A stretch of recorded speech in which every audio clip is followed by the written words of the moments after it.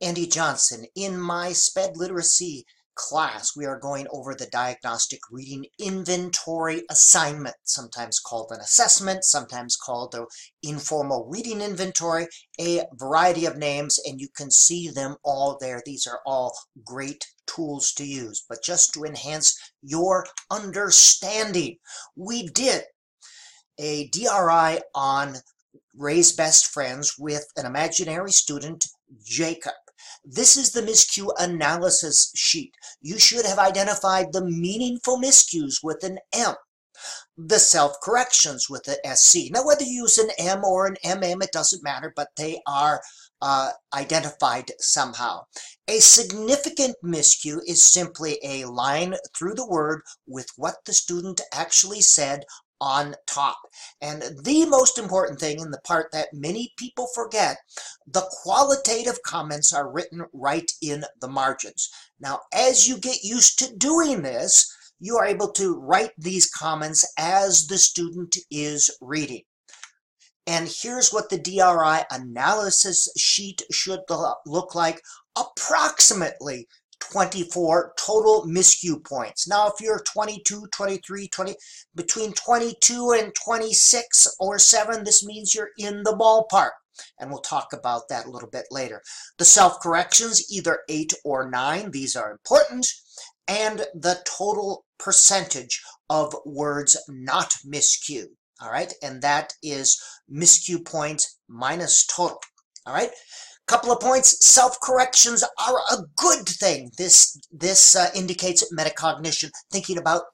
The student is saying, does this make sense? This is why. That self-correction thing, that's an important thing. We like to see that number go up. These are not counted as miscues. Notice, here's the target word. This is the word that was on the page.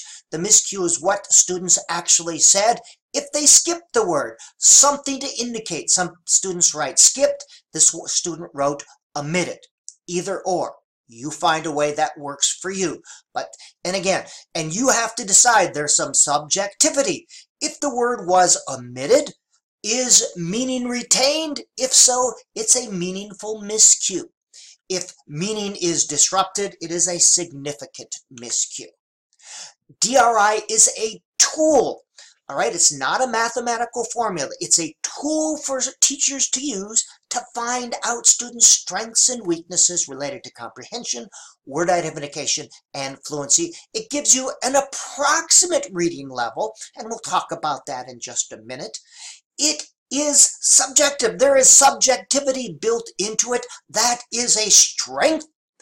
Teacher judgment and experience are valued. It is not a mathematical formula to follow because the teacher is right there making judgments. The teacher knows the student. The teacher is able to listen to inflection and intonation and understand. So it is a tool. It is not a mathematical formula.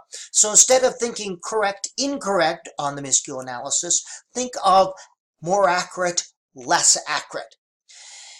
It is to diagnose reading difficulties, not to provide a score on a normative scale. And here's the bell-shaped curve, and you're either this far or that far away from normal. That is what standardized tests do. This is not a standardized test. This provides much more data, much more important data than any standardized test will. A standardized test, I have not found one that provides good diagnostic data for reading. Now, no decision ever should be made based on a single measure. And I don't care if it's the most complicated standardized test ever. No single test should be used to make any decision. But with the DRI, the Diagnostic Reading Inventory, we would want at least 2 of these before we begin to make decisions about the approximate reading grade level. All right, at least 2 to provide more accuracy. However, the primary purpose is to diagnose, not to assign a number to students. Qualitative comments must be written in the margins of the Miscue Analysis sheet. Some teachers do it immediately after, Once you get better at this, you can write comments related to word identification, fluency, inflection as the student is doing the reading, once you get comfortable. Because remember, you are doing an audio recording, so you are going to go back and analyze after the student is finished. You must do this.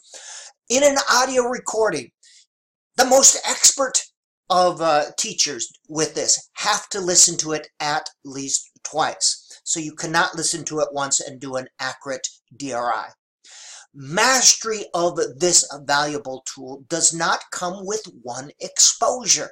You become more and more comfortable simply by doing this. Nobody gets it and feels comfortable with 1 or 2 or even 3 exposures. You have to do a couple, and I would say between 5 and 10 you begin to feel comfortable with this. All right, so if you feel a little uncomfortable, that means you're in the right place. This question came up. If the same word is miscued in multiple places, do we count it as one miscue or a miscue every time it occurs? Each is counted as a separate miscue, because remember, words do not occur in isolation. They all occur in the context of the sentence.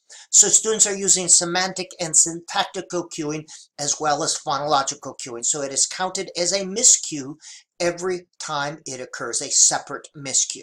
Now this may give you some information about the type of phonological data that's causing a stumble. So you may create some lessons based on that, but it's counted as separate miscues. Keep it simple. 1 point deduction for a significant miscue, half a point deduction for a meaningful miscue. What about a grammatical error? That question came up a couple of times. It's not relevant. The relevant question is meaning retained? If meaning is retained, and there's a certain amount of teacher judgment and subjectivity, that's good. It is not counted as a miscue as long as a meaningful miscue. It's not counted as a significant miscue if the meaning of the sentence is retained. All right, that's it. Just some basic ideas on this assignment.